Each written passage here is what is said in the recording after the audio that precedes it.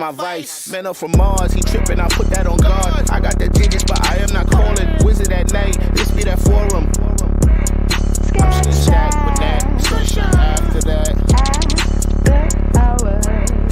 Just stacked with that, sunshine after that. So yeah, you know, I had a conversation with her, but it's like the signals is always crossed. I mean, like, I say yes, because she asked me to say yes.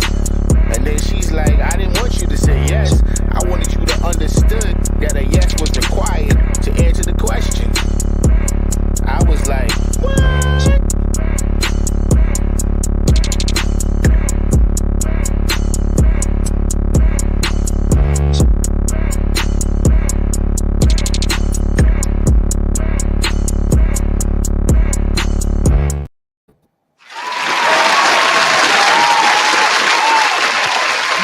Happy Wednesday, everybody. Welcome to the spot, the Stack After Hours spot. I am your host, Natalie Cosby, and welcome to the show for Grown Folks Talk. We are back in our mode. You know, we've been doing the what's been going on in the world, but we're back in our relationship business, relationship business and talking about love between men and women over 40. So tonight we are going to kick it off with dating his point of view. And we have an all male panel ready for you ladies. Y'all have been posting all the day today, comments, thoughts, missteps brothers have made, and they're going to talk about it. So y'all get ready, get your cocktails, and keep those fingertips loose because we want to hear your questions and comments on tonight's show. And here is how we keep it lit and enlightening. Let's introduce, hey Sunshine. Tonight I'm so excited because we have our first author on the show, Craig Palma, author based on the book, The Good, the Bad, and Who Knew Their Picture was filtered. Mm-hmm. It's released on March 14th. So, Craig, can you explain what is the book about? What's the title mean? Let me tell you why I came up with that title. Right, mm-hmm. I went online and I started dating, and a young lady came on the date. And she looked completely different than her profile picture. I mean, literally, like, it was so, the appearance was so different that I took a picture of her. We went bowling, and I took a picture of her, and I compared it with the profile picture, and I sent it to a friend of mine. And he said, man, you should call the police. She should be arrested for impersonating someone because she looked totally different. And as I've looked at a lot of profiles, what I found is that women have, I don't know if it's considered an advantage or not, because obviously women wear makeup, they can wear wigs. Like, I could just tell you, in my years on this planet Earth, I've never used a filter. I've never worn makeup. I've never had foundation on. I've never had my eyebrows arched or nothing like that. Where women, they can just so vastly change their appearance, you know, whether it's changing their hair color, changing the angles in which they take the pictures. Like, and one of the things I write in the book is you should be wary of people who take pictures at high angles. You know what I mean? When you see women start taking a picture from up here, you should be wary. Why? Because that's an attempt to kind of mask their body composition. You know, because from this angle, you really can't see. From like this part down, you really can't see. So that's why they're not taking a picture from this angle. They're taking it from up down. Somebody said men do that too, and they use photos from 20 years ago. Now, they may do that. Some weight. See, men and women lie about different things, right? Now, men lie about their height, right? They'll lie about their height. Right. They'll lie about what they do for a living. They'll lie and say they're single when they're married, right? But they don't generally lie about their appearance, right? They don't lie about. I'm sorry. Are you seeing the guys on the dating sites like we're seeing the guys on the dating sites? Because it's hard for a guy to like a guy might mislead you. He might have health issues, right? That part. So what women lie about, like I could just tell you, I had a young lady who lied about how many kids she had. She lied No, that's about crazy. how many baby daddies she had. You know what I mean? Like women lie about different things. Like, women don't lie about their height. They generally, if they're like 5'5", they're 5'5", right?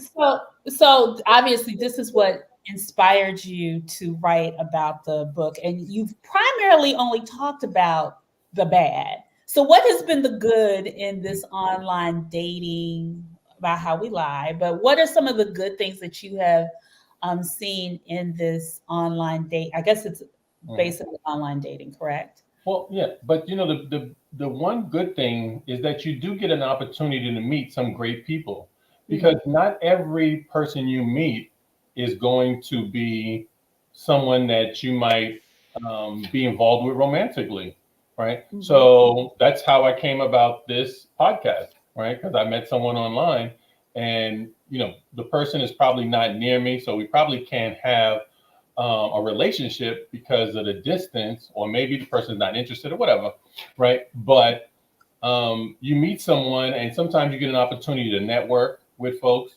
So I've been able to network with folks that didn't, like I said, necessarily mean a relationship per se. So that's the biggest thing. You get an opportunity to meet some great folks. So Craig, go ahead. Take us through the process. You meet somebody, you swipe right. Right. Connect. And so let's go through this really quickly. What is your approach?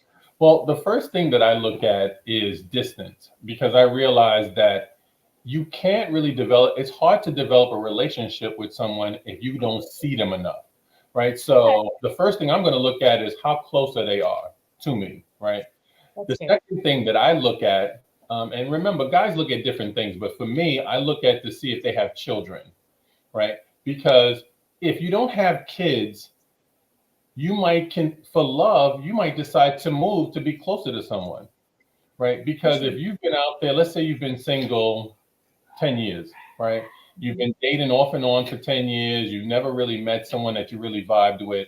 And you finally meet someone that you vibe with. And, let's say you meet the person and you're like, yo, I really like this person.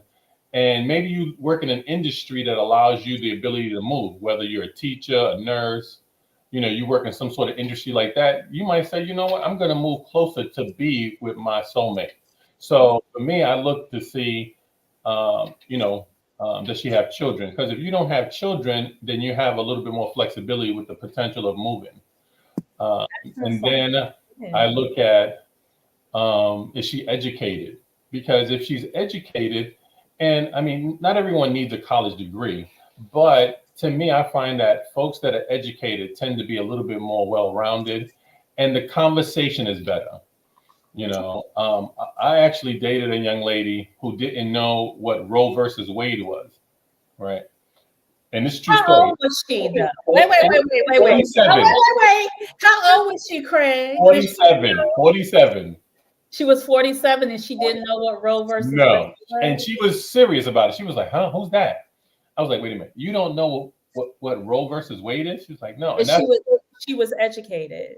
No, she wasn't. That's what I'm saying. So, your educated woman is going to know what Roe versus Wade is. I think most women know what educated are. I'm sorry. So any of your connections, have there been any success with any of your connections? Great question. I did actually have some success. But at the end, sometimes they fall apart.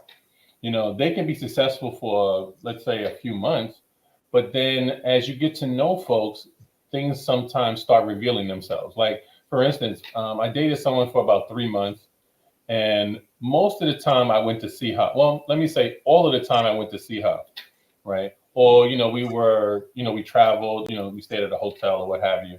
And so the first time she had an opportunity to come to my house, she was kind of like a neat freak, right? And so what happened was she was like, why is your sneakers in the living room, right? And I'm like, I keep sneakers in the living room because sometimes I need to run outside really quickly. I don't want to have to go all the way to my bedroom to get sneakers to put on, from my closet. So I keep a pair of sneakers in the living room. She's like, oh, that's not tidy. I'm like, okay. She had a problem with me having a couple of bowls in the sink. And I'm like, I'm not losing no sleep with a couple of bowls in the sink. I'm sorry, I'm not. But she had a really major issue with like, why don't you put them in the dishwasher and this and that? I'm like, well, sometimes I put the dishes in the morning. You might have a couple of bowls or a couple of plates in the sink overnight. I might not do it till the morning. So basically, y'all didn't have the same type of living standards. That's what I'm starting to see. And she was like, yeah, you could probably say that. Probably could say that. Okay. So Craig, there was one question in the Facebook, and they want to know, why is it always the failure of the woman? Why is it always the failure of the woman? Yeah, meaning, were there anything that you did that probably broke the connection? Well, remember, we're looking at it from my perspective. So you would have to ask her what she didn't like about me, right? Like I could tell you, right? So I'll give you an example.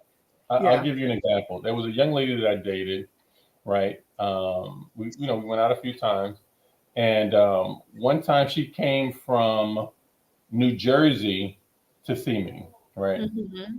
And one of the things that she said she didn't like, right? She said she didn't like the way I was dressed to pick her up from the airport.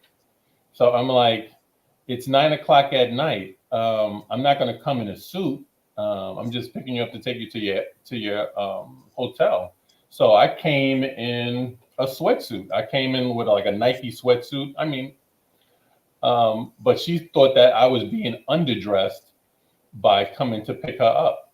And now let me just preface that by saying she said that was a problem, but then a couple of days later she said, "Nah, I just said that to hurt your feelings." Okay, so I'm not really certain if she really meant it or it was true. Whether it was true or not, or she just said it to really hurt my feelings. But she said she didn't like the way I was dressed, but then she changed her mind. So I don't know. So Craig, I know your book comes out on the 18th, and we want to bring in the panel. But my final question to you is, what is the goal of the book, and who is your audience? The goal of the book, the reason why I wrote the book really was to kind of inform guys of what they should be aware of, and women as well. Because let's keep it real. When it comes to online dating, there is a safety factor that you have to consider, right? Like I've heard horror stories where, like I'll give you an example. One young lady on her profile, it was kind of funny. It said, it wasn't a lot on there. All it said was, I just don't want to end up on Dateline, right? And that's real talk. You know what I mean? Like there are crazy people out there. You know what I mean? And anytime you go on a date, there's a risk involved. You want to minimize the risk, obviously. You want to, maybe go to, in some cases, you meet the person at the restaurant. You want to go someplace where it's well lit and stuff like that. Obviously, you want to make people informed if you're going to meet someone for the first time. So there are things that you want to do just for safety reasons. So that was the reason why I wrote the book. Just so that. This person too, though. Huh? You could be unsafe in person as well. It doesn't necessarily have to be an online. Right. I mean, of course. I mean, listen, you could be in one woman got abducted. I just recently started watching like Dateline and stuff like that. This one woman was abducted, from a casino. She wasn't on online dating. She just happened to be at the casino at the wrong time, and the guy snatched her up. So I mean, that happens. But I mean, think about it. If there are serial killers out there and stuff like that, right. What better way to snatch someone up than tell you, hey, meet me somewhere, and you there, and no one knows. Yes. Yeah. So I want to make sure that we get our panel in. Craig, thank you. We're going to continue this conversation as we bring in our panel. Yes.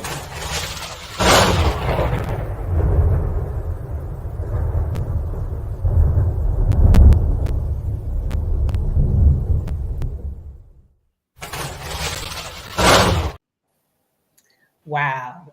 I love an all male panel.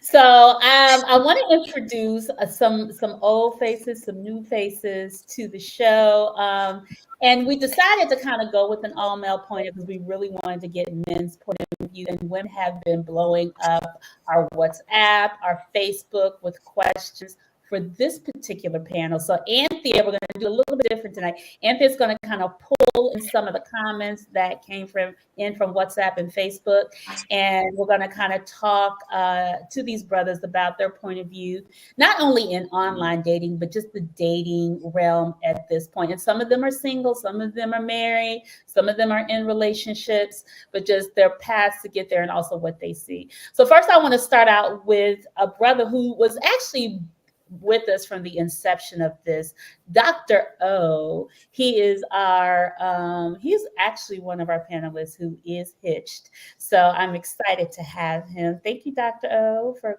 being on. David, and then we have J.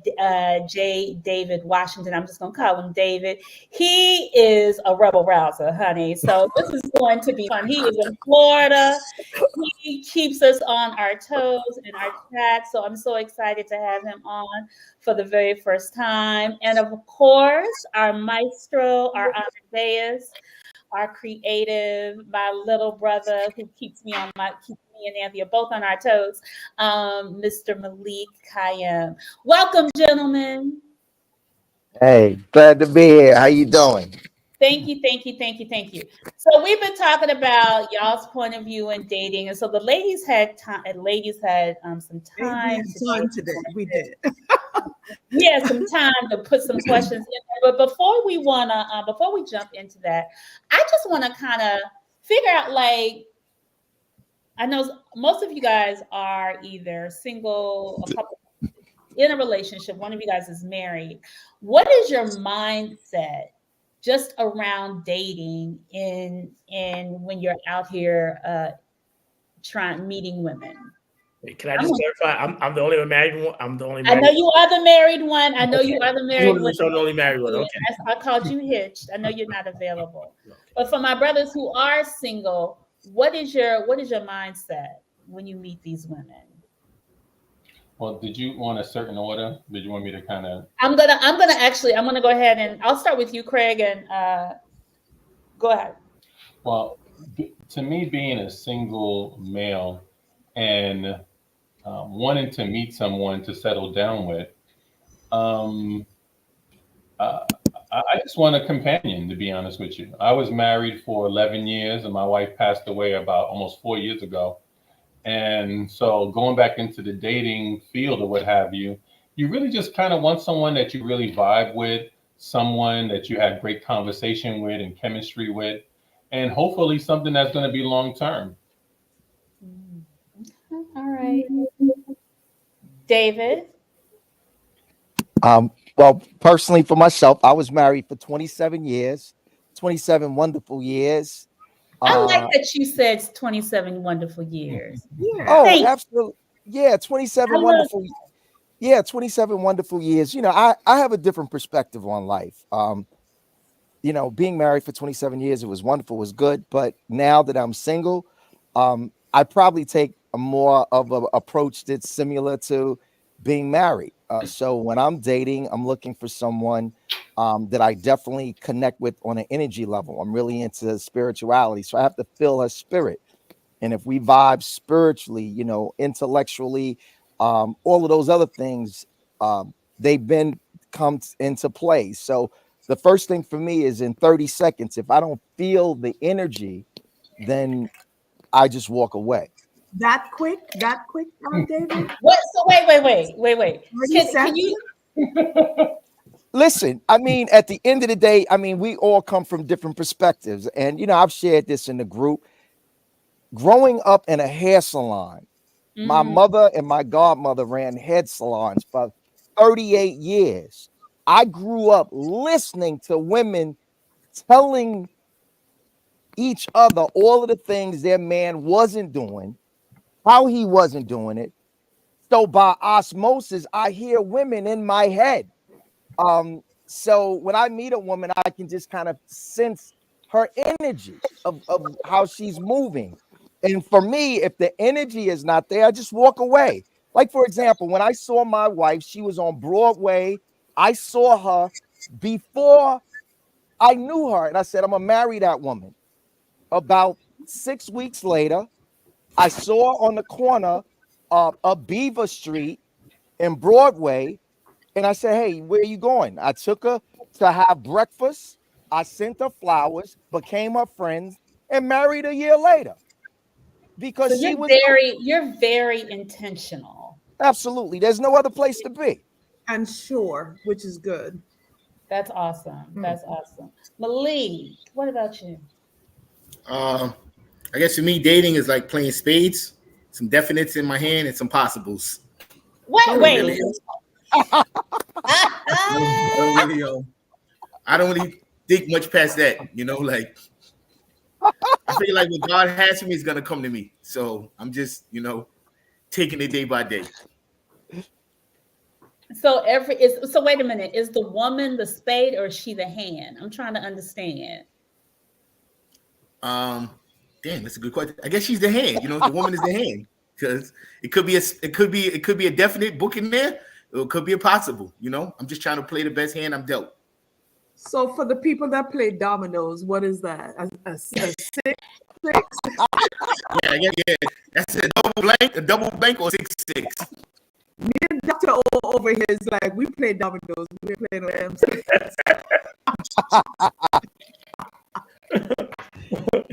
Dr. O, I know you're married, but what was your mindset when you met your wife? No. And how long have you been married for? It's actually 14 years in June. Congratulations. Thank you. So for me, it's very interesting.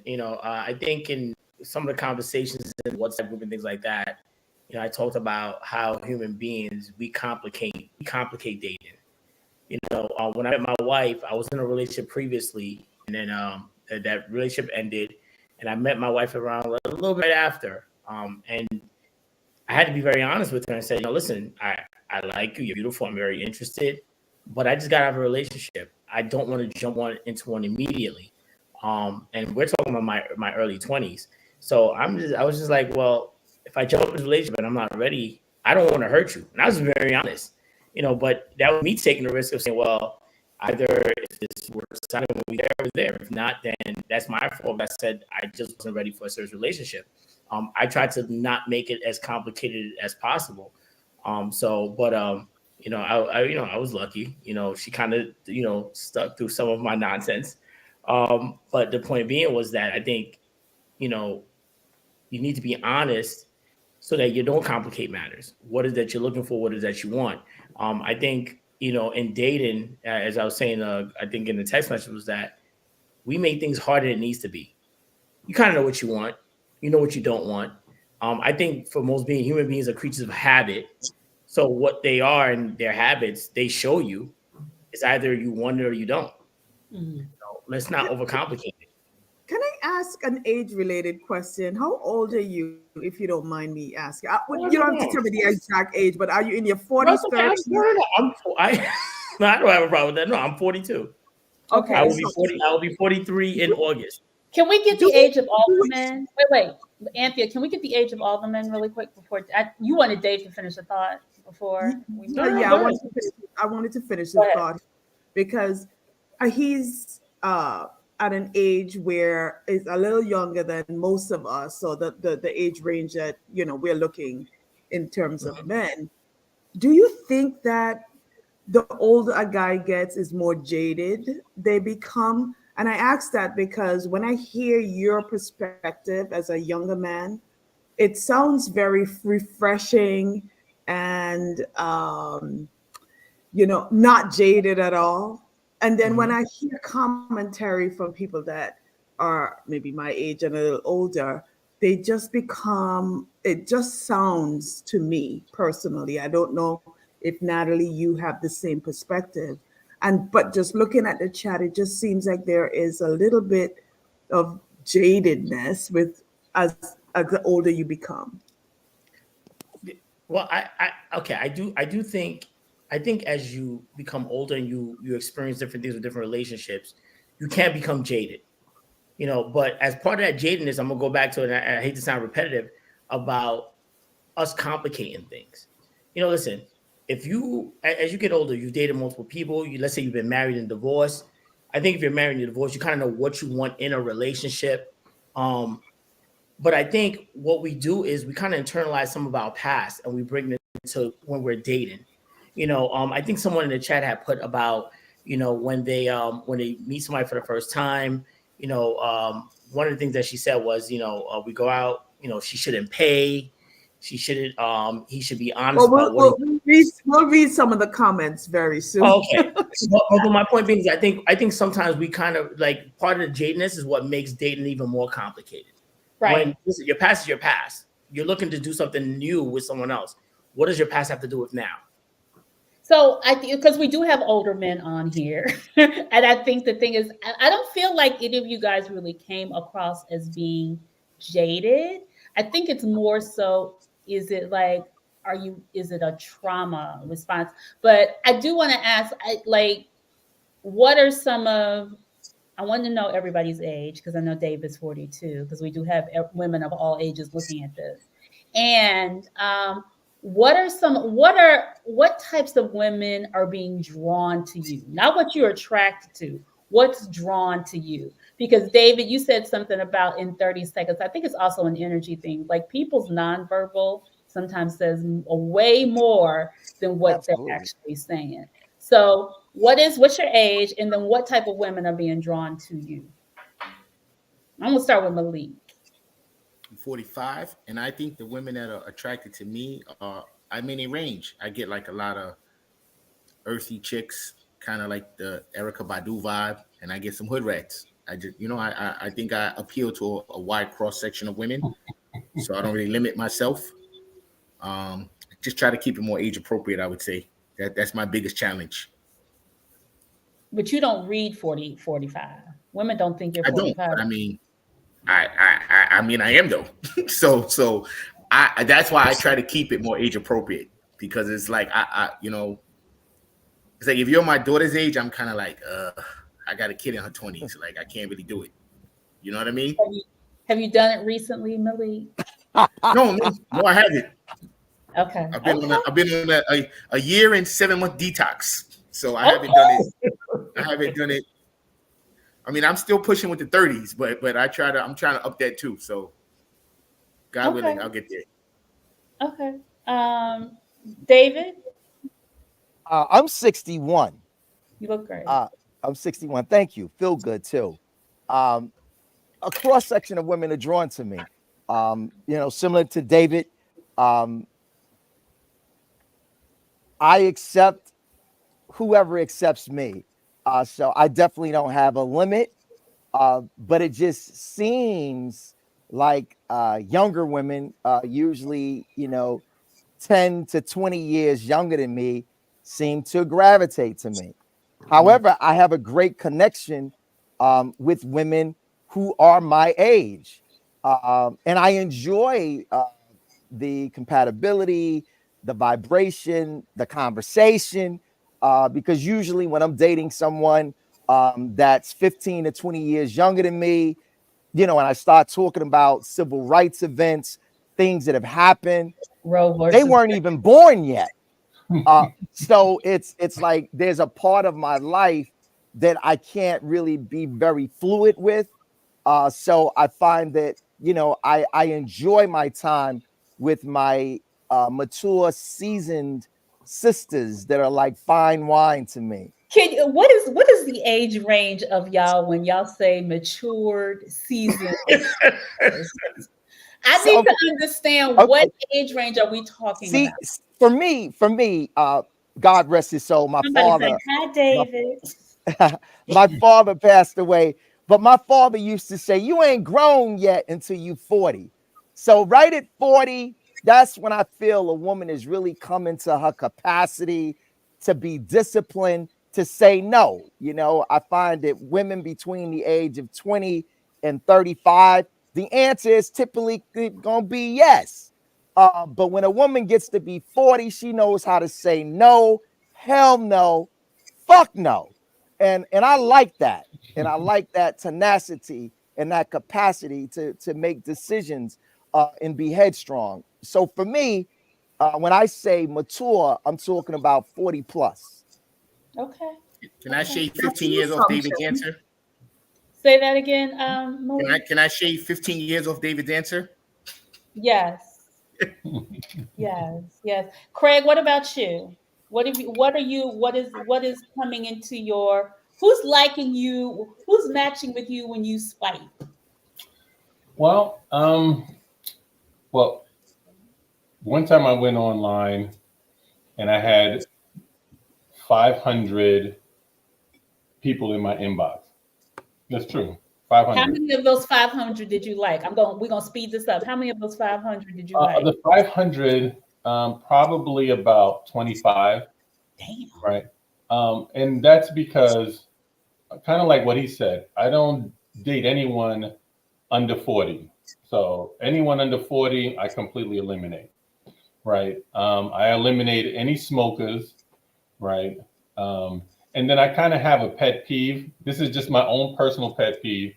But I don't like head wraps and I don't like piercings, like nose rings. No Anyone with a do types. Yeah. So any head wraps, any nose rings, I eliminate those. So it allows me to kind of sift through them pretty quickly.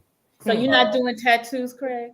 No, tattoos I like, but no nose rings. And a woman got very offended when I told her no nose rings or gold teeth.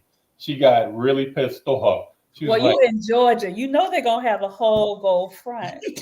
I mean, I can see the gold teeth, but the nose ring, I feel like that's very, newbie. Still wear gold teeth? Yeah. Well, some women have gold teeth. What is your objection to nose rings? I just don't like them. It's just my preference. I just, they turn me off. Nose rings turn me off. So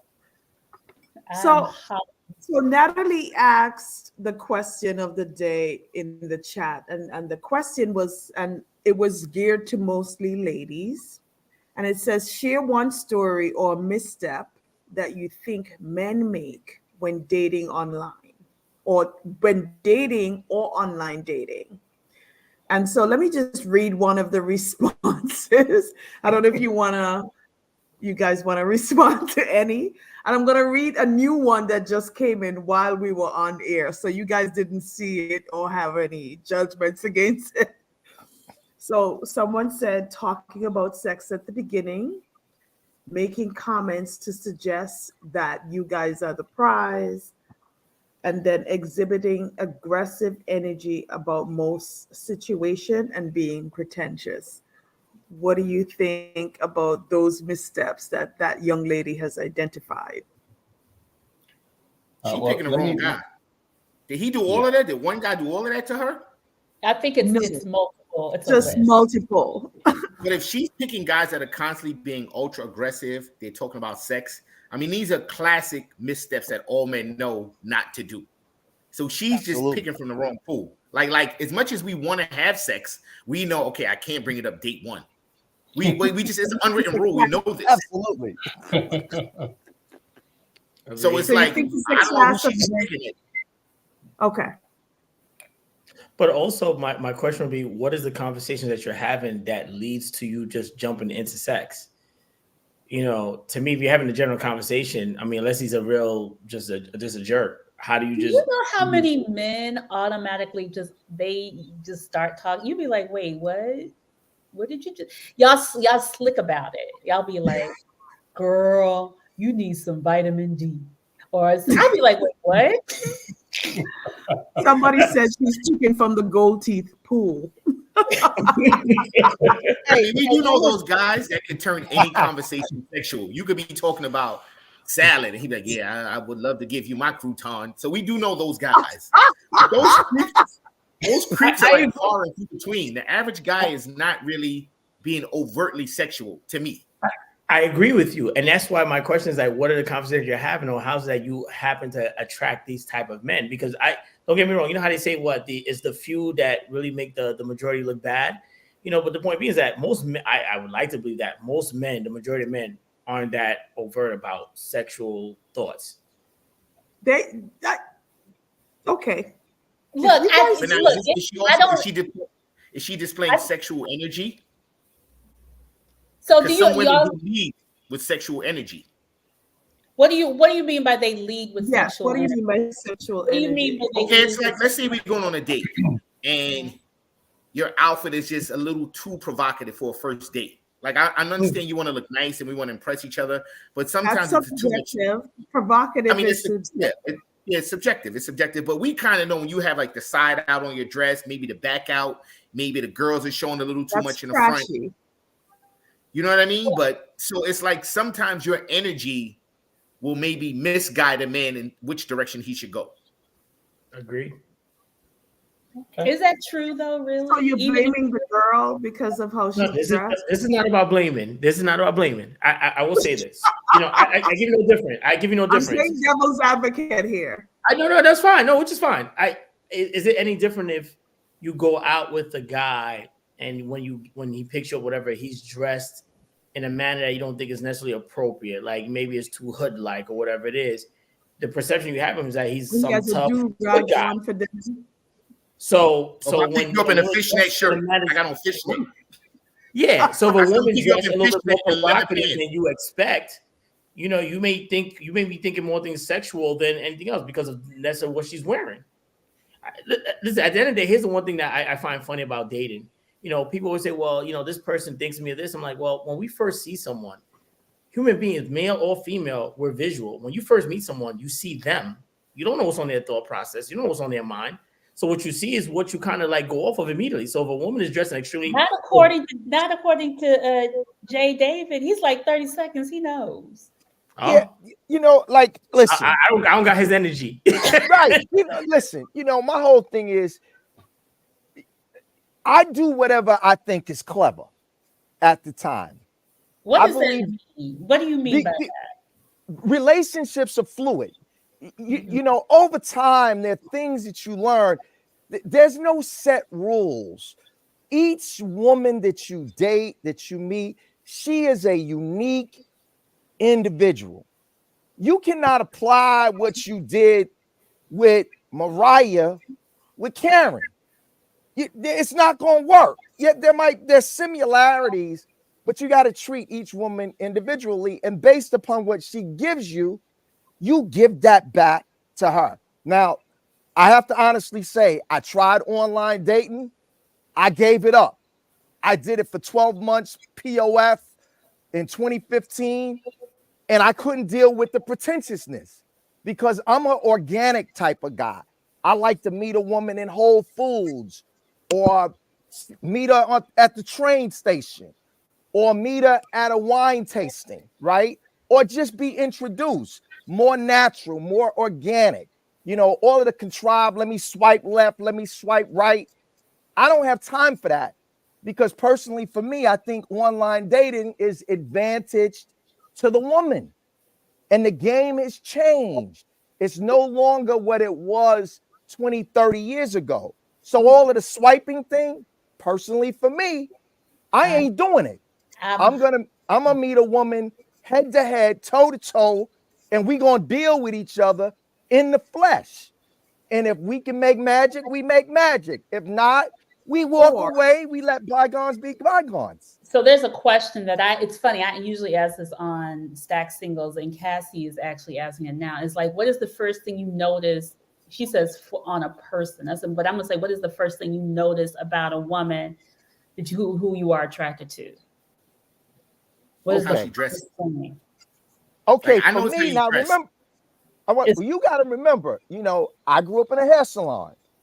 So for me, I need I don't really like the nail beds to look a little raggedy. I don't like the toenail bed to look a little raggedy. You went to the beds, not the nails themselves. The Yeah, beds. you know, I mean, you need to know that you need some polish, right? Right? Because my thing is this: sisters have these high expectations. So this is my personal opinion. I'm taking my black ass to the gym. I'm juicing. I'm working out. I'm making sure I don't have no beard belly. And I'm going to make sure that if I decided to go to the nude beach, I could still rock with the best of them. And she going to be looking at me. Okay. You understand me? So I feel that a woman needs to meet some level of aesthetics, you know, because I am a Libra. Not that necessarily means anything. It means a lot, David. But beauty is important. You know, is your crib clean? Is your car clean? You know, is your bathroom clean? Do you leave your panties on the floor when nobody's there? You know, small things like that. You know, just saying. Thank you, David.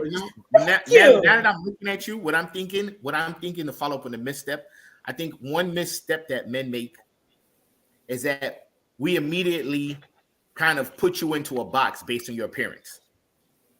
Like, let's say I meet you dressed how you dress right now. I'm gonna think, okay, I'm gonna take home a date. Let me play some Jill Scott in the car. Let me play some India Arie. And I'm basing that just on your appearance. About both of us? No, I'm saying you, like, because you have on kind of the print cloth right now, I might be thinking, okay, she's a Jill Scott. She's this kind of woman. And I might get in the car with you and you be like, yo, could you put on sexy red? So I think a lot of times the men see women and we pigeonhole them immediately based on appearance. And sometimes we totally are off. That's why you got to rock with the energy. Because women are always telling you. How many times has a woman looked at a guy and she goes, duh? She done told you 5 times, this is how I'm moving. So to your point, Dave, you got to follow the woman's flow. You know, even though you can get caught up, and that's definitely, I agree with you, that's a misstep. So for me, I let women do the talking because I messed up, you know, being married for so damn long. My first set of mistakes, I was always talking about my goddamn ex, and that was pissing people off. So I realized that was one of the missteps. Actually, one of the comments. That was a couple missteps. Oh my God. I screwed up so damn bad, you know, and I thought I was elevating. And these women was like, fool, you see all this fine goodness? I'm giving you my time, my energy. Why the hell are you talking about that shit that you did, you know, back then? But I was locked in bed, and you know, I was messed up. So for about 5 years, I was jacked, you know, so I was a total disaster until I learned, you know, that I got to fall back. Nobody don't want to hear about your past. Deal with the present. Dr. O talked about that. And that's why I rock with younger people, because I find they keep you fresh. They keep you new. You don't get stale in your old ways. So I find you got to be open. Like these young brothers that are here, these cats are 20 years younger than me. I learn from these guys all the time, and they help me be better. And younger women help me be better, and older women help me be better. So I find that in relationships, you got to be a student. And that's really why I love Stat, because it's mature, but it's also for anybody, because you get peeped up on game. You know, so we talk about OG, and at the end of the day, think about relationships today. We are so much better than 30, 40 years ago. I mean, when I grew up, women used to be getting their ass beat. They was getting knocked out, and it was normal. Safeguards in place. You know, and we don't do that anymore. Can I say something? The funny thing is it may not be. No, women are not getting their ass beat, but there's a whole lot of Jedi mind trickery going on. Yeah, like psychological. There's a lot of psychological games. And so on. I agree, but I will say this: it goes both ways, though. What I'm realizing more and more. I work on a college campus, so I get the gamut. I see a lot of traditional age, young, 18 to like 25-year-olds, but then you get the sprinkles of like older than 30, 25. And I'm going to tell you, in this generation, there's a lot of mind trickery going both ways. It's not just the men playing games, women playing games too. And you sit there and you just watch and say, wow, And I will say this: the one thing that does amaze me about this generation that's really interesting is that a lot more free thinking than we were growing up about who they are, their sexuality, and what they want and things like that. That we were not necessarily open to doing or thinking. Oh, absolutely. Yeah. But so what I want to, Anthea, go ahead, and we had some other stuff. So that's one of them. I think that the crowd was, unanimously asking about Craig and his feedback about that last comment. I don't think they heard from him. Oh, what attracts the nose ring? women initially? I can tell you the first thing that catches me on anyone's profile is a smile, right? A woman has to have a great smile. Because I feel like if she's not going to smile in her profile, then she's probably not going to smile with me. That's right? true. And then I'm very analytical. So I'm going to be honest with you. When I look at a profile, I analyze it. Like, what do you mean? What are you analyzing? Well, let me give you an example, right? If I see a woman that she takes a picture in front of her car, right? Then she's trying to me convey that she's successful, right? If she's taking a picture, with a jersey on, then she's letting you know that, she likes sports, she's down to earth. If you see a woman, she has like her sorority sweater on or something like that, she's probably a people person. So, there are a lot of things that you can pick up by looking at a person's profile. Like, I analyze them, but not all guys are going to look at it as closely as I do. But I'm just saying, like, there are things that you can pick up, like a woman that takes a picture in front of her house. You know what I mean? Like, why? For me, it doesn't bother me because I have my own home. But a guy who's looking for someplace to live, he's going to be like trying to get with her because she got her own home. Craig, let me ask you, do you ever think your analyzations about? Craig, do you ever think like maybe you might be over analyzing and not just flowing with love? Because let's just say hypothetically, I'm out with my boys and they're like, you should set up an online profile. And they just took a picture of me right there in front of someone's car. So I might not necessarily be trying to say like, this is my car or I have a level of wealth. It might have just been the spur of the moment. I mean, I do get what you're saying, that some people are very strategic in what they do. And they're very subtle in trying to elude to wealth or success or their lifestyle. But I do believe some people are just innocently flung in certain situations. Well, and that may be true, but think about it for a moment, right?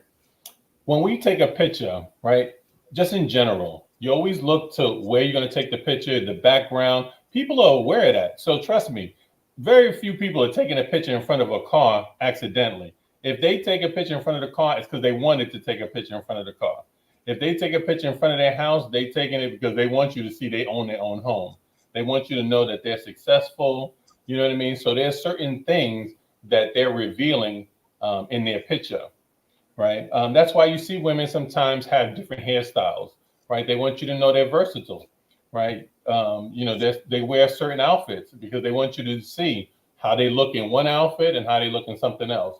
Whether it's if you're going to a gala or if you're going to a football game, they wanted you to see that they're versatile. So there's some thought that goes into when, women create a profile, right? I don't know if a guy puts in as much thought into a profile, but women definitely, from what I can tell, really put in a thought when they kind of develop. Well, I think it's also, because we know that you guys are so physically driven, like as far as our aesthetic, I think we are going to put a lot of, people get professional photos done for online dating. Right. And even when you're going out and you meet somebody out, I had a friend, she was just like, girl, I'm always ready. Like, I am ready to meet somebody. Like, her outfit was always tight. She's like, She's like, if I don't have my face on, if I don't have my lipstick on, not saying she was heavily made up, but she was always like presentable to catch somebody's attention.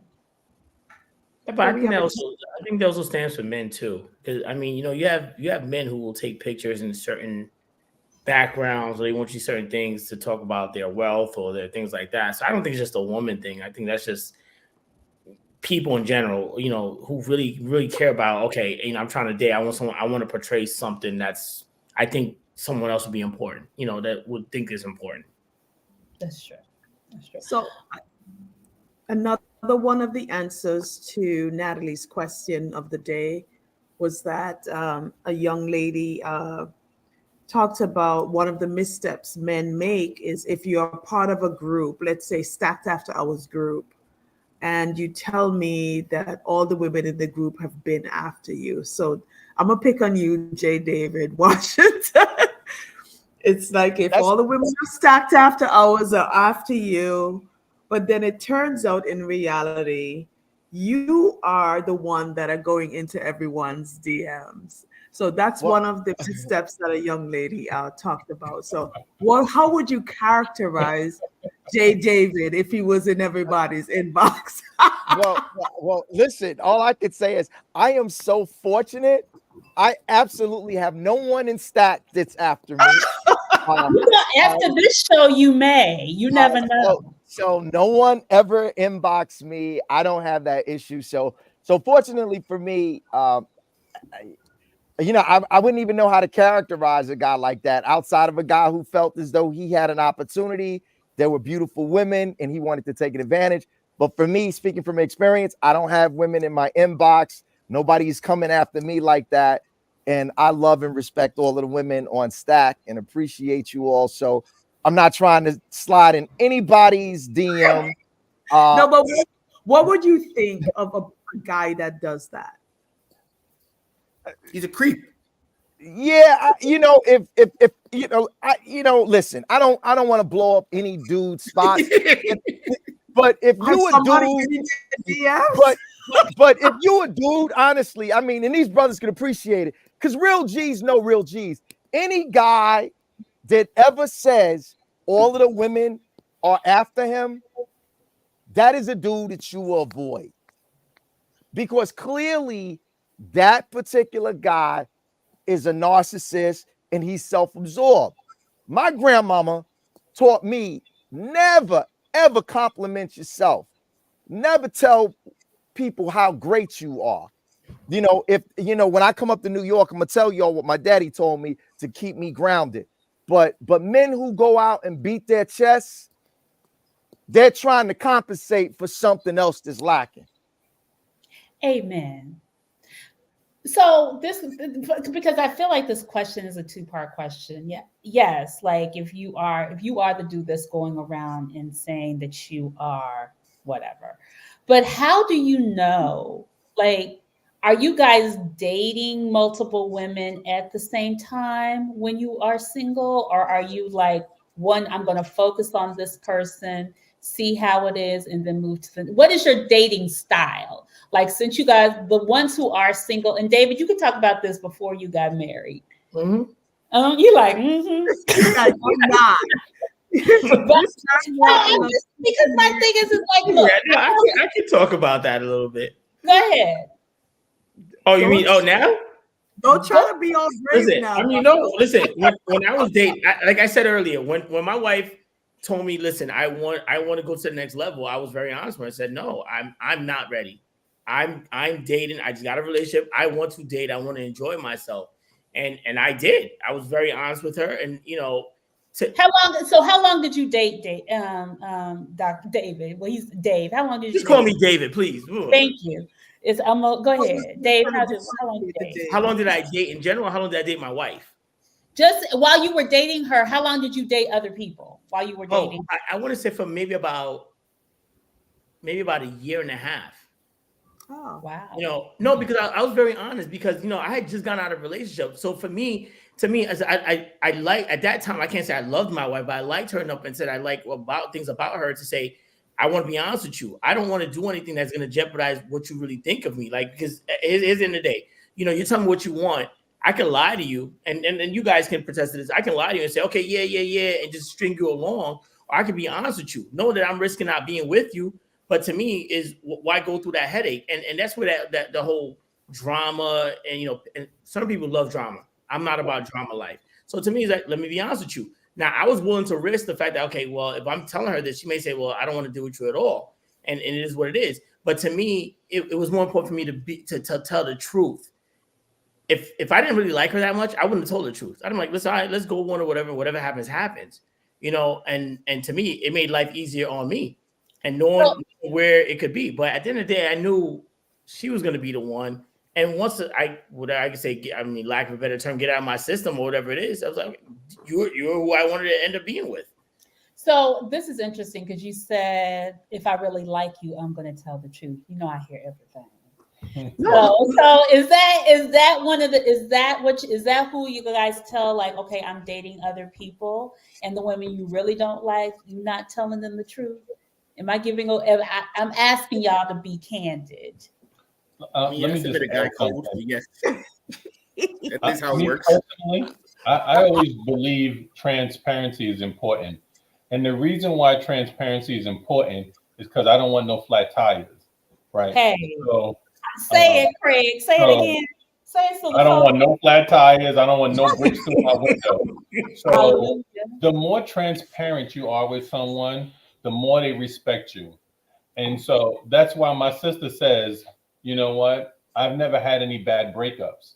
Why? Because I'm always very honest with a woman. You know, if you ask me where you stand, I'm going to tell you. You know what I mean? Good, bad, or indifferent. Because that way you can't say I lied to you. I don't use the word love loosely. Like, I'm not going to say I love you just because I want to get with you. If I don't love you, I'm not going to tell you I love you. Like, I had a young lady that I went on a couple of dates with, and she texts me and she says, do you miss me yet? And so I said, well, not really. Right. And so she's like, you don't miss me? I said, well, not really. I'm working. I'm not really, you know, we've only hung out a few times. I'm not really thinking about you, but I enjoy spending time with you. And she got offended, right? Because I said, I ain't miss her. Like that? I didn't want to lie. So I mean, why wouldn't you? Like, why wouldn't you just say, like, yeah?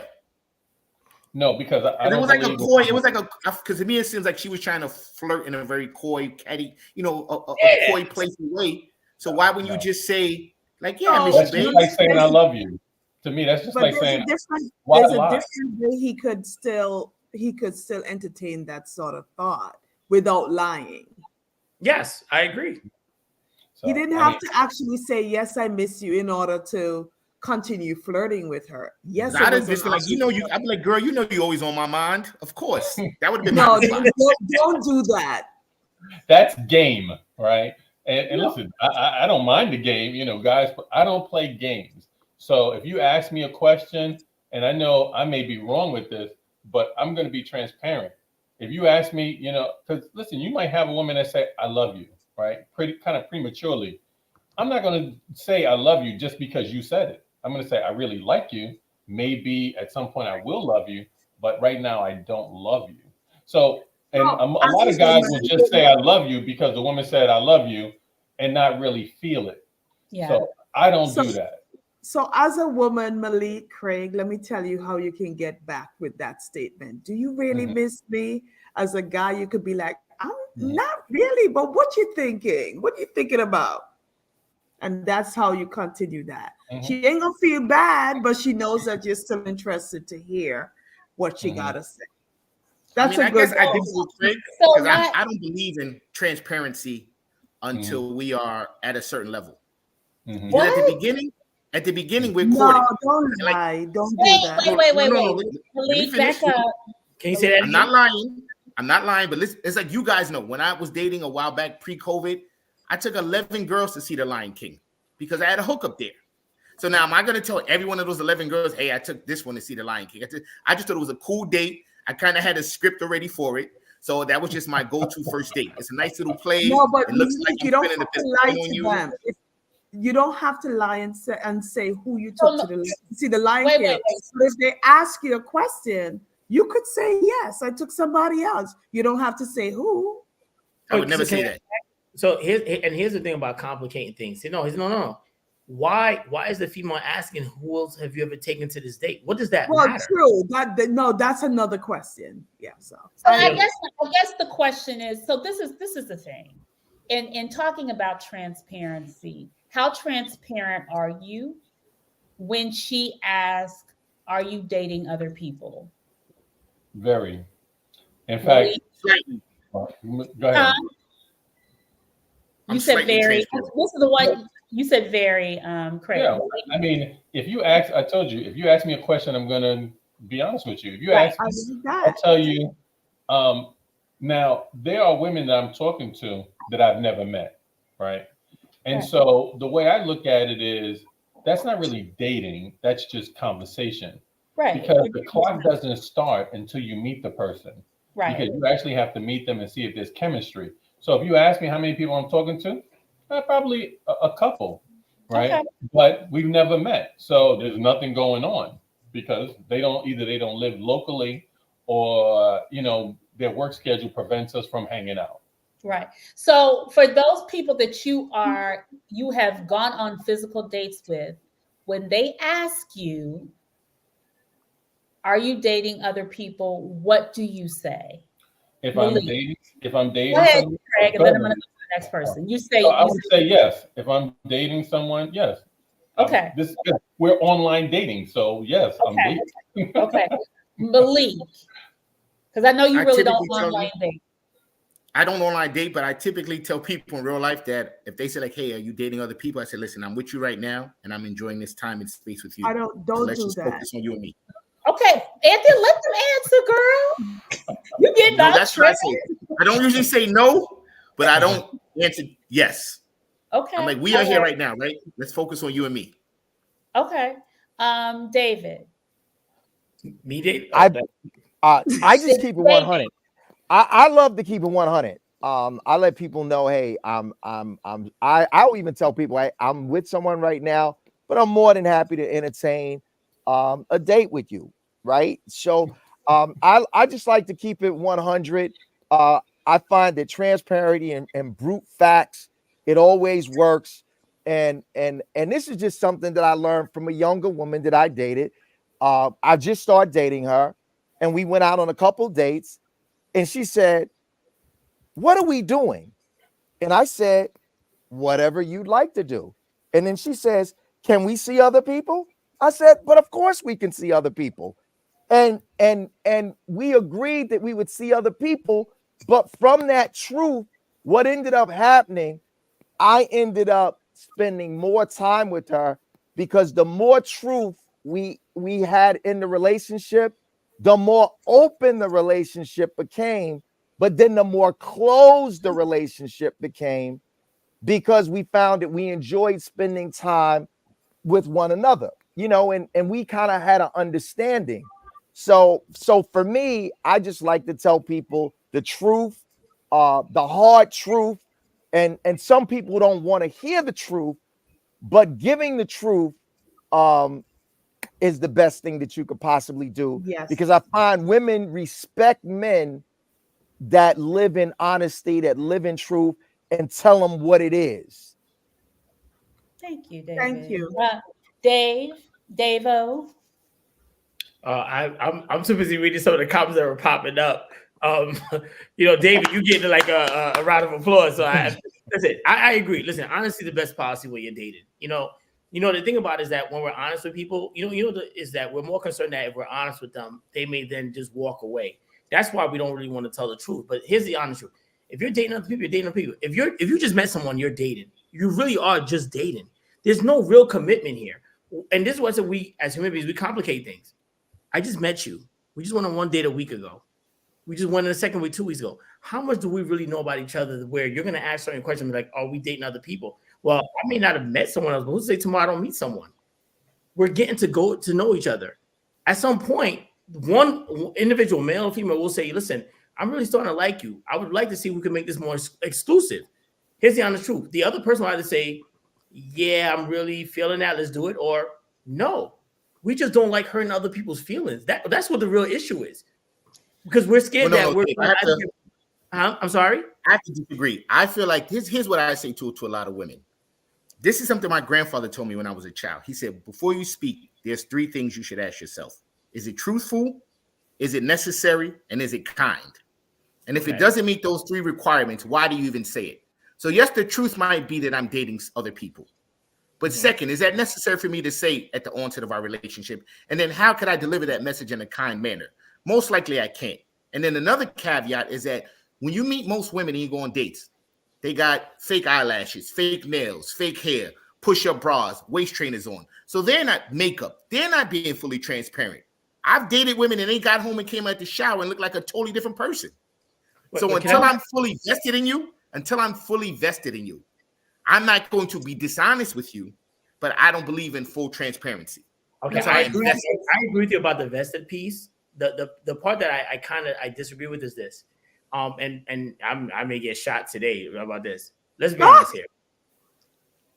And nowadays with this is when you meet women, I have to be completely honest with you. What you usually see sometimes is not their true representation. So let's not act like we don't know what we're seeing is not what we're going to get.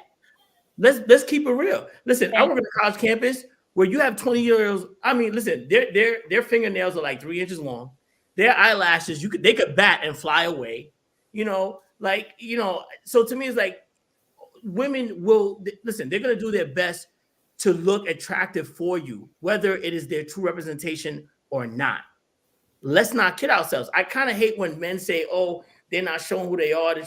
We know what it is. They're doing this for us. At the end of the day, let's be honest with you. If you like a woman physically, you're going to like a woman physically. If you don't, you don't. Everything else like that, and I'm being honest, for me as a male, like, I like you physically, then what you got from me after that? Because let's be honest with you, at some point, if you're going to do something sexual, whatever it is what it is. So let me ask you this. This is a great question that I found from one of our he's a panelist, Jamie Mouton. He said, you meet a good one. She's smart. She's funny. She's sexy. You're in a good spiritual place, spiritually and financially. Part 2 question. What is the ideal dating range for her? And then what must she possess for you to take it from casual to exclusive? Who's going to go first? Does she give me peace and does she make me smile? Period. Let me tell you something. I don't care how bad you look. If when I wake up in the morning, you give me freaking stress, get the fuck out of here. Period. Okay. What's the age? Well, Dave, we know what is the age range? What's the max? I think when we start talking about age, sometimes age is not fair. True. It's not really fair because when I look at, because I'm 61, every woman that I meet, by the time I meet a woman, she is usually going to be ready for a guy like me. So Dave, wait. The second, okay. So let's whatever. Let's say she's your 40 and up. Okay, right there. What is it that's going to take it from casual to exclusive for her? For me, I need to know you're interested in building something substantial. Like, because right now I'm in the midst of doing, a lot of different entrepreneurial things. Right. I'm doing them on my own and life is great. But if I meet a woman right now, I'm looking for someone who wants to ride with me to the next place of where I'm going to go, in my life, where my destiny is. And it has to be in alignment. And that's where things like goal setting, are we in alignment? Because not everybody wants to go. Like, for example, I'm going to spend 2 months in Africa, right? How many sisters are going to let their man go to Africa for 2 months and they not there with them, right? I need to have someone who has the capacity to allow those things to happen for me. And it doesn't mean that she's not a part of it. It just means that where I am in my journey in life is I'm doing different things. So as long as our lifestyles are compatible, then it's cool. Like, I like going yachting. So I want to go yachting on a Thursday at 11 o'clock. If you got to report to Mr. Charlie, then we ain't compatible, because and there's nothing wrong with working for Mr. Charlie, but we can't get down because I want to play golf on Tuesday at 11:30. You can't do that. You can't go on the yacht on Thursday. So, you know, what are we doing? Because you're not so available. but my thing is like, how are you finding out? Let's say physically she meets all your things. How are you finding out if she's aligned? Is she telling you? Is she telling you what she wants? Are you asking her? What is the process? I think that's the question. Natalie, she can't get on the yacht. She can't get on the yacht. She got to punch in. So he cutting her off in 30 seconds. Right. The process is like, for example, I met a young lady. There's a place called Bimini Boatyard down here in South Florida. Ladies' night is every Thursday night, if you want to know. I meet this. No, seriously, I meet this sister. This is like 2017. I meet this sister. You know, I'm 2017, so I'm 5 years single. I meet this sister, amazing sister, cool, right? At this particular spot, and we jive, and then I say, well, what you doing tomorrow? And she goes, oh, I'm not doing nothing. I go, can we meet at the golf course? And she goes, oh yeah. The sister shows up at the golf course, and she got a goddamn golf game, and she was wearing a damn weave, right? She didn't even look like she had that level of game and lifestyle, but the conversation was so thorough, right? At the location, even though she looked, you know, she had the wig and the weave type of thing. And I'm not a beweavable, no disrespect to the weave, but you know, I'm a bohemian type of brother. You know, I like the natural movement, but I will rock with a weave and a front lace, but that ain't my first preference. You know, that ain't my first preference, but I can rock with you. And yo, listen, we having fun, but listen, you can't judge a book by its cover. That's true.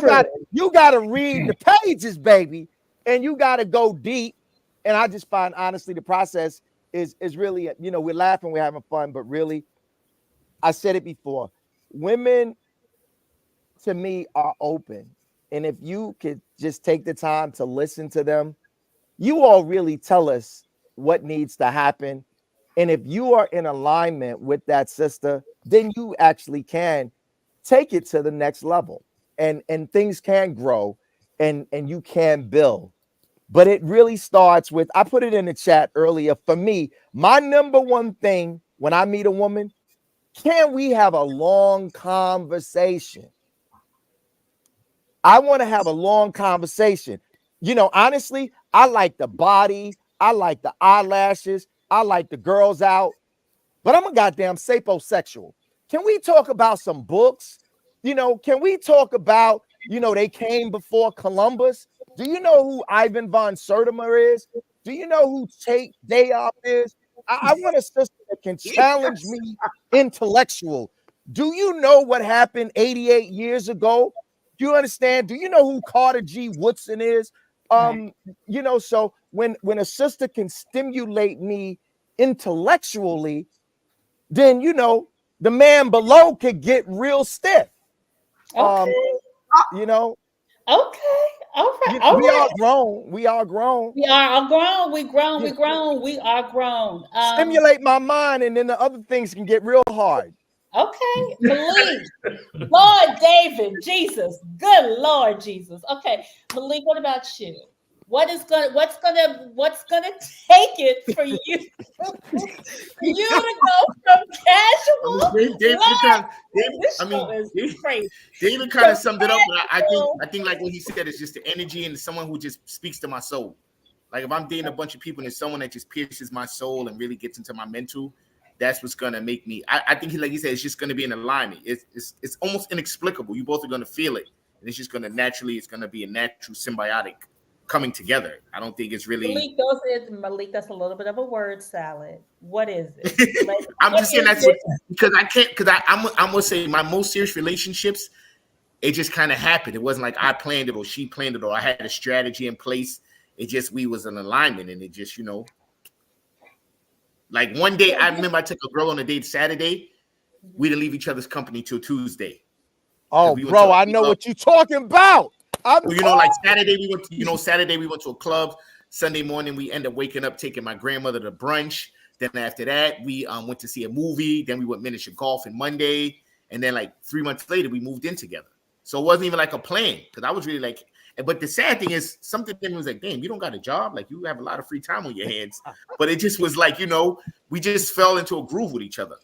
So it was like, I feel like the best. Yeah, this is pre-COVID. No, this is pre-COVID. Oh, so I always feel like the best relationships are not planned. It's really your energies just connect. Mm-hmm. I agree. Craig, and then we have a couple more questions and we're going to take it into the after party. Well, I mean, I think communication is number one, right? But someone mentioned earlier, someone that can be your peace, right? And I think that sometimes women have to know how to give a guy space. You know what I mean? Like you want to be with someone and spend time with them, but the woman that knows how to kind of give a guy a little bit of space, let him miss you a little bit. You know what I mean? And like I said, the communication has to be on point. And then, of course, I'm going to keep it real. Sexually, it has to be on point. There are going to be instances that you meet someone that you might really like them, and you might have a pretty good vibe. But if you're not on point sexually, it probably is not going to work. You know what I mean? Like everything has to kind of fall into place. So that's important as well.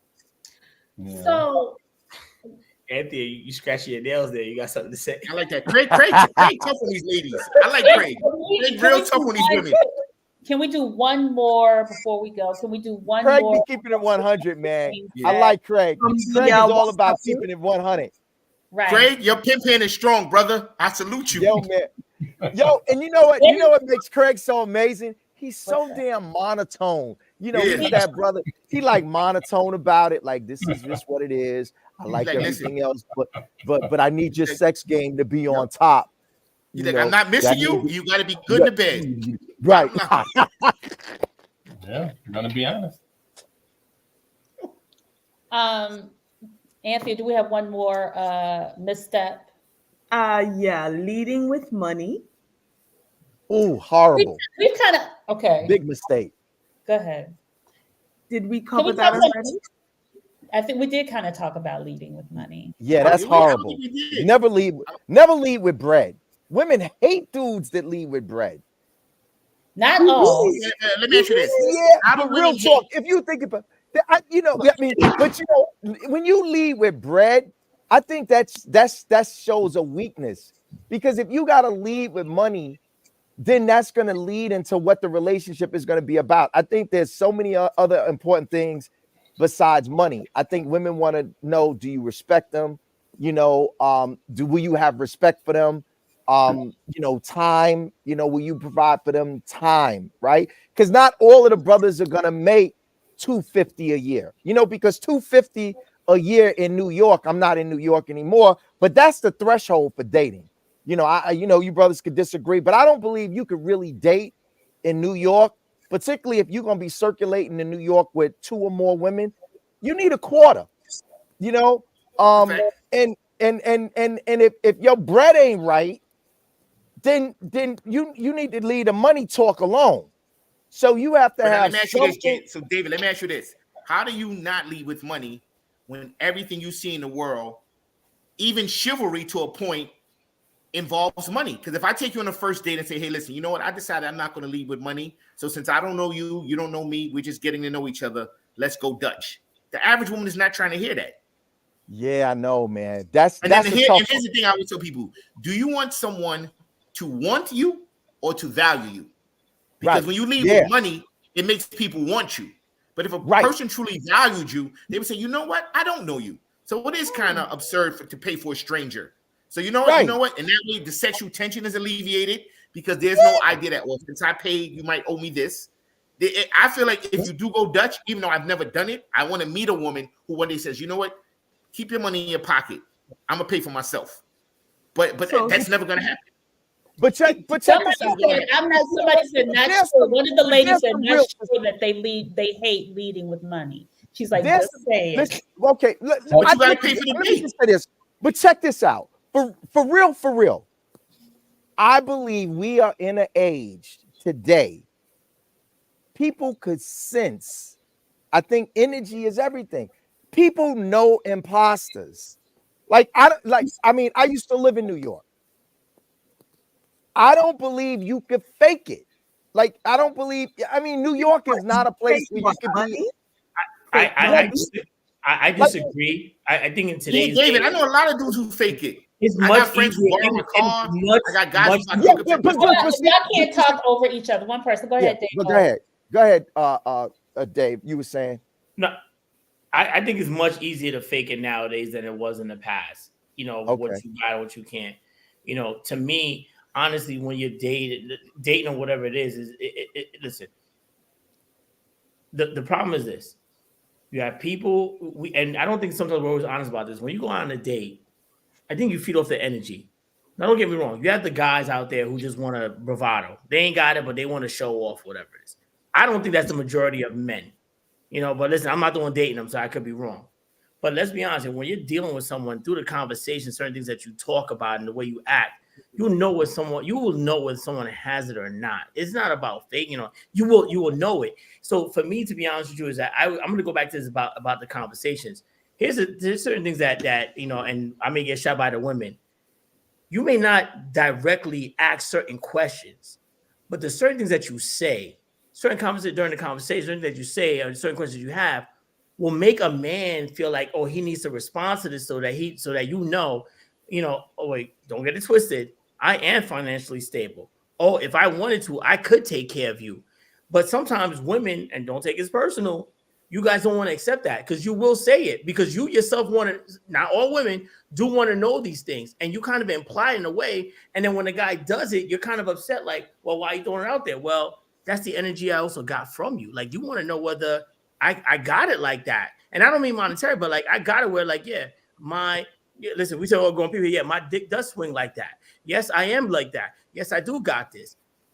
If you think that I'm up to your level, because women will say this, I have a certain worth. Like, I know my worth. Well, guess what? I know your worth, and I got it. So chill out. Exactly. We see somebody in the group just posted, that's broke dude talk. And it's like, why is that a thing? That is not broke dude talk. No. So I mean, I don't know who they were referring. I don't know what comment they were referring to as broke dude talk. But I think it's a comment about leading with money. I think they were saying. But my thing is that, why is that a woman? Why is that a way of a woman kind of trying to jab at men like he's broke? What does that mean? I'm broke. Am I broke financially? Am I broke spiritually? Am I broke mentally, emotionally? Like, people always talk about leading with money, and then when guys do lead with money, this is why.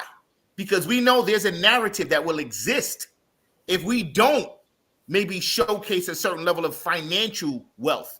Because the other areas of wealth, people seem to forget about. They seem to forget about your spiritual wealth, your emotional intelligence, your mental stability.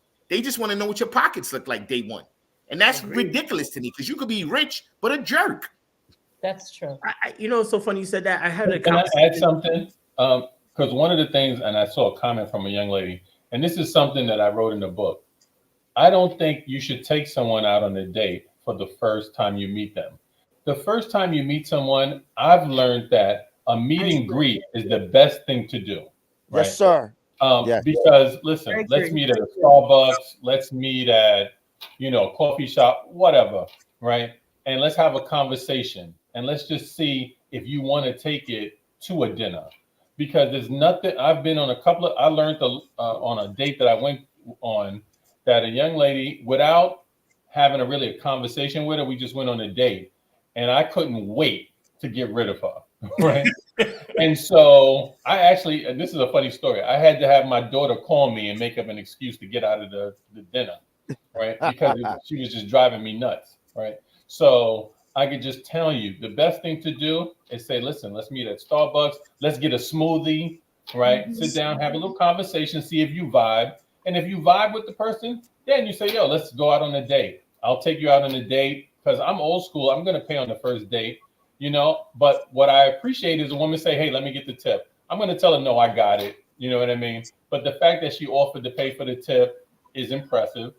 And then, you know what, if we go on a few other dates and she says, you know what, I got it, but I'm going to let her pay. Sure, of course. You know what I mean? But it's a give and take. but don't go on a date with a chick the first time. Meet and greet, see what she's about before you decide to go on a date, because you might regret it. Yeah. So my final question, you guys, is what have you learned about yourself from dating and the relationships over time? Like, what are two things that you've just learned about yourself that you know is true when a woman meets you? When a woman beats you, what do you mean by that? Meets you, not beat. Well, if you want that to happen too, but if when a woman meets you, what is the one thing that you've just learned about yourself from dating and relationships or relationships? That's a great question. For me, it's been, David, I love your honesty. And I can honestly say I used to be a little mendacious, a little, a little gray. And I learned that my power was in not being opaque. And there's a sister that I met, and to this day we're the best of friends even now. And even the young lady that I've dated, I've introduced them, and they're friends because the friendship was from there. And I learned that as I've aged, I've embraced honesty so much because and I'm not going to stay too long on this, but I find men are often afraid to be honest. And I have discovered that if you are honest with women, they will actually empower you and give you more freedom. And I know this is not the topic, but I've been able to be in situations where I've been able to have more freedom than I ever imagined because I was honest, and talking about those group sisters play? empowered me. I have a question. When you say honest with these women, I have to do with, I mean, and I really try to avoid discussing age. What age group are you talking about? Okay, so let's say, so right now I'm 61. So I met this sister maybe 8 years ago. So I was in my early 50s. She was in her 30s, but she was in her mid 30s. And we had a great relationship. We had an 8-year run, and we're still great friends right now. But she challenged me, and it wasn't that she challenged me, but she asked me a question, and I answered the question truthfully. As a result of me answering that question truthfully, she empowered the relationship to be freedom, and I was able to experience what it was like to experience polyamory with her. uh, and it was absolutely amazing because I of knew it. honesty. Now I'm not pursuing or promoting polyamory because that's not for everybody. You can't rock. But a lot of men lie because they do want to have plan A and plan B, but they don't know how to do it, so they lie. But I have discovered that if you're not really interested in the long game and playing the long game, then level up, be a man, tell a sister what it is, and then you give her freedom. And I think when men lie, you strip away a woman's power and freedom because you sell her an illusion. And women today are a hell of a lot smarter than they were back in the day. They got smartphones and texts, and women broadcast out, and that's a whole nother section on texting and sexting, how women play the game today. But you got to level up. To me, men have to level up today, put their big boy fucking boxers on, and stop the bullshit and tell women the truth. Be honest, be a man, and then there will be women who will sign up to be on your team. And then you rock with those who rock with you and keep it moving. So for me, it has been brute honesty, brute truth, open and honest communication. Being that person has made me a better person. And I give thanks to sisters that's made that happen for me.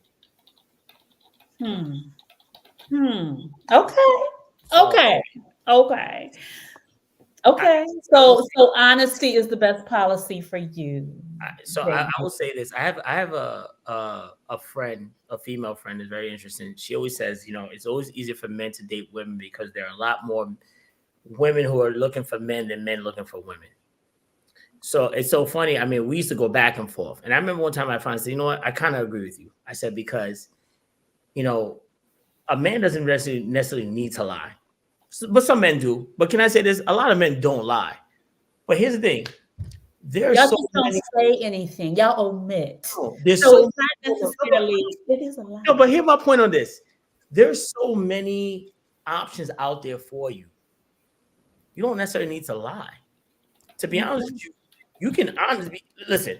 You can be married, single, divorced. It doesn't matter, whatever. If you tell them, listen, I'm married. This is what it is. Either you down with it or not. Either you're gonna be up for it or not. There are a lot of options out there. To me, you don't need to lie about certain things because at the end of the day, the biggest thing for me, and maybe it's because I've been married so long, is if you start things lying, you guys are gonna lie to each other. And to be honest, you're not gonna trust each other anyway. So what's the difference? To me, just be upfront about it. Listen, if we're just together, if you're dating someone and you're dating someone for the future wise, you know it. If you're doing this and it's just sex, there's nothing wrong with that. Listen, you're there for me. I can call you on a Friday night. We here, we chill, we hang out. Nothing more than that. But we as human beings, once again, we complicate matters. We don't always want to be upfront about what we're looking for. If I meet a girl and I know this is just sex, it is just sex. If it's more, Dr. O, man, honestly, real talk. Don't you get more offers now that you married? Real talk. Your wife ain't there. No.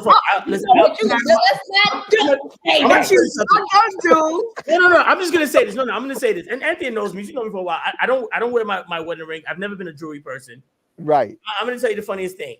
Most people don't know I'm married, and Anthony will know this. I'm a very friendly person. I don't know anything. I'm Dr. O. My wife will tell you, she goes, I hate how friendly he is. Sometimes he's a bit too friendly or whatever it is. My point being is this. Listen, if you are that type of person, women that women gravitate to, they will gravitate to you. The answer is yes. You get offers. I was raised by a woman, and I feel like there's no woman on earth that I can't talk to. And if I wanted to really try to get at, I could get at. And there are men who don't know how to say shit to a woman. They say the wrong things, which is what we're getting all those comments. I hate when a man leaves with this. I hate when a man leaves with that, whatever. I'm just like, I've never had those problems because I know not to say. But my point being though is that if you want something and you know what it is, don't hide it. If you know that, listen, this is just sex, and this goes for women too. If it's just a sex thing, it's just a sex thing. I know you ain't nothing more than good dick. Keep it real. You can't give me more than that. Let's just keep it real. When was the last time you dated, Dave?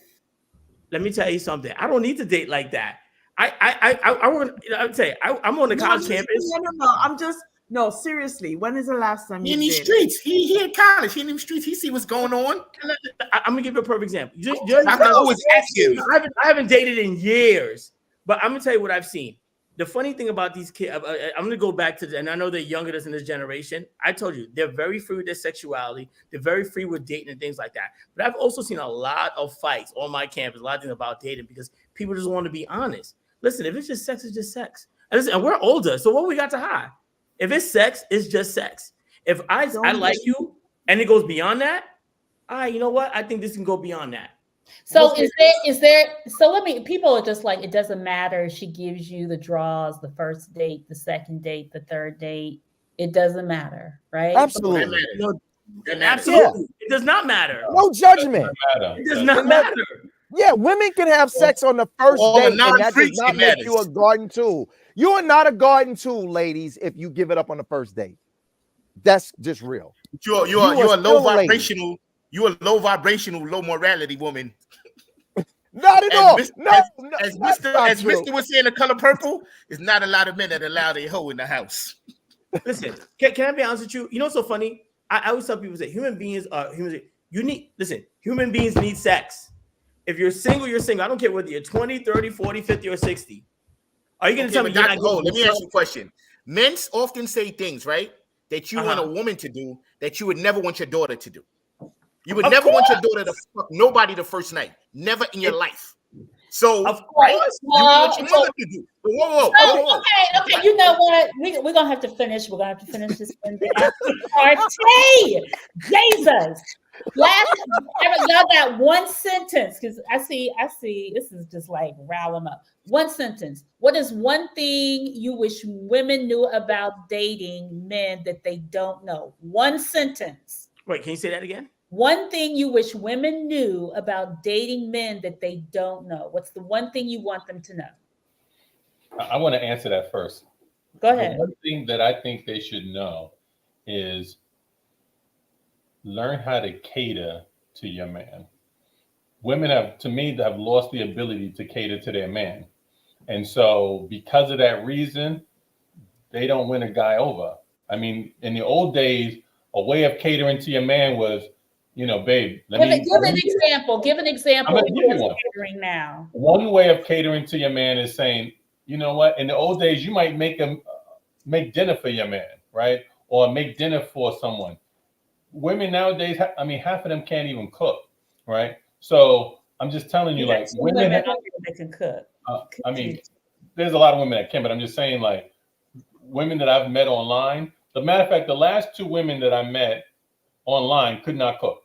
They could not cook. They was like, they're very honest about it. I don't know how to cook, and we're not talking about, 30 years old. We're talking about women that are in their late 40s that just don't know how to cook. So I'm just saying, like, women have lost the ability to cater to their man. And because of that reason, they miss out on guys. Because I can just tell you, a friend of mine who actually met someone online, the one thing he really values most about her is that she knows how to cater to him. And I think guys like that. And we miss that. Someone saying, hey, babe, I don't drink beer, but I'm saying, like, a woman that says, babe, you want a beer? You know what I mean? When's the last time a woman said to you, do you want something to drink? You want me to make you a sandwich? Stuff like that. That's how you cater to your man. And men cater to women in other ways. Like, that's why we walk on the outside on the sidewalk. That's why we open up doors. We cater to you one way, and women have lost the ability to cater. So, Craig, I told you one sentence, and you're giving me a whole slew. I'm sorry. I apologize. Okay. That's okay. It's okay, Craig. Thank you, Craig. Though that was a good one. Thank you, Malik. One thing you want women to know. Kind of what Craig was saying. I think if women give men the space to be what a man truly is, they will get to see how intuitive he can be, how passionate he can be, how vulnerable he can be. What is the space? What are you talking about? Like it's almost like allowing, it's like we have this idea of what it is to be a man or what masculinity entails. Mm-hmm. But I don't think that truly is what a man is. So if you just give him the space, it's almost like how you interact with your girlfriend. Like you give them the space to be themselves. So your man might shock you, and he might get you the Birkin bag. He might also get up at 4 a.m. to put gas in your car, so he knows gas up to go to work. Like give him this space. It's almost like allowing the good guy. You know how they say nice guys finish last or good guys lose. Allow him to be that nice guy or that good guy. Okay. And he might shock you. Okay, Craig. Not Craig. I'm sorry, David J. This is the advice that I'm going to give sisters. Mm-hmm.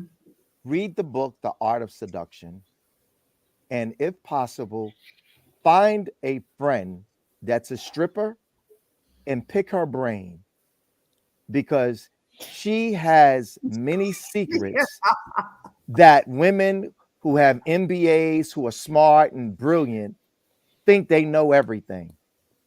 Get a stripper friend and let us school you on what turns men on. Okay. Talk about it. Okay. Woo.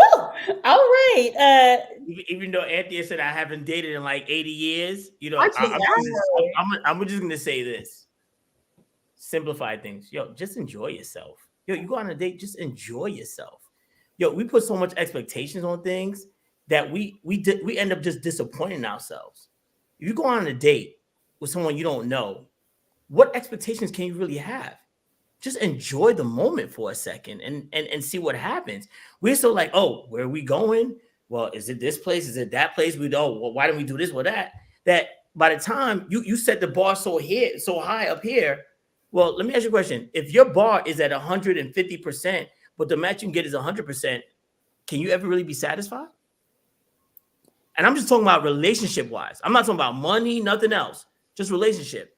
If your bar is so set so high, how will you ever be satisfied? And there we have it. We're going to take this shit into the after party, y'all. Lord Jesus, have mercy. Great show. Thank you, Craig. Well, thank you, Craig. Everybody get his book, The Good, the Bad, and I can't believe it was a filter. Is that right? That picture was filtered. I'm going to let you know when it's available. And I will send you all the information. Yes, thank you.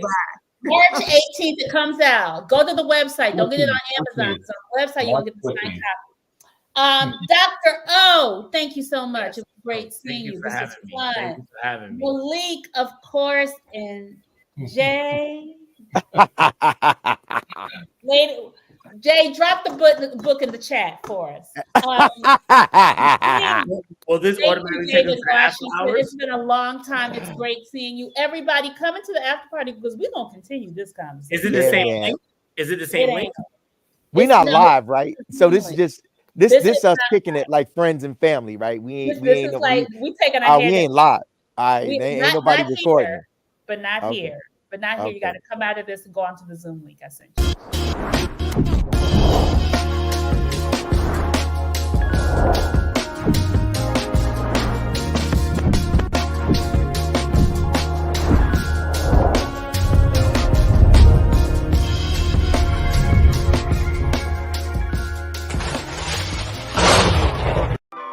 Join Stacked After Hours, The Spot, where grown men and women gather to have candid, also honest discussions about the state of life, love, and more. The Spot is a hybrid of in-person and weekly virtual gatherings. Join our Facebook group and answer our daily questions. Subscribe to our YouTube for our weekly live talk shows and join us on Zoom for our talk show after parties for lively conversations with other opinionated, grown, and sexy professionals. Just search, like, follow, and subscribe to Stack After Hours on Facebook groups and YouTube. Also like and follow our brand pages at Be Stacked Wellness on Facebook and IG. So wherever you are, at home or abroad, pull out your laptop, tablet, or smartphone and join in the conversation with the members of Stacked After Hours, The Spot by Be Stacked Wellness. See you there. As you know, and if you are new to the Stacked family, we always keep our conversations lit and enlightening.